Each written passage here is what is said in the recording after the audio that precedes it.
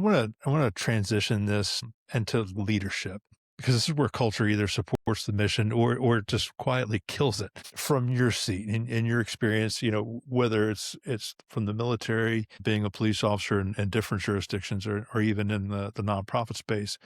But from your vantage point, what do you think leaders misunderstand about stigma and help seeking in our communities? That's a very good question. What do they misunderstand? I think it's how everybody is different. Not everybody's the same person, and people can be affected by different things, right? Hmm. So you think you know that person, and as a leader, you think you know your team well, but you also don't know what happened before the age of 18, before the age of 21, in some of their personal life, even after 18 or after 21. So I think one of the things that gets missed is the realization that, hey, everybody's different and people could be affected by different things, right? Something that could be a nonchalant call for service or a nonchalant mission or deployment for you could be a struggle for me. I think that's one of probably the big thing that I've seen that's kind of missed in leadership. Yeah, I think one of the things that I saw, and I saw it while I was still working, and I see it now even more, that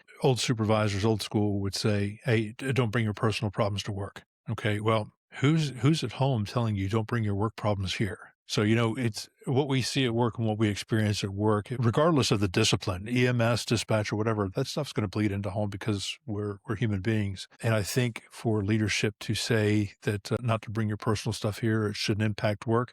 Well, that's wrong because, as you said, military at 18, first responder at 21 or 18, depending on what your discipline is. If you do 20, 25, 30 years in those disciplines, it's going to cover every big event in your life. Marriage, buying a house, moving halfway across the country, buying another house just to move 20 minutes away, marriages, divorces, kids, losing a child, losing your parents. All of the big things that are going to happen in your life that will test your resilience and durability are happening as a human being. At the same time, you're being exposed to, trauma on the order of 10 times, 50 times, 100 times more than the average person living that same life is going to experience just by virtue of your vocation.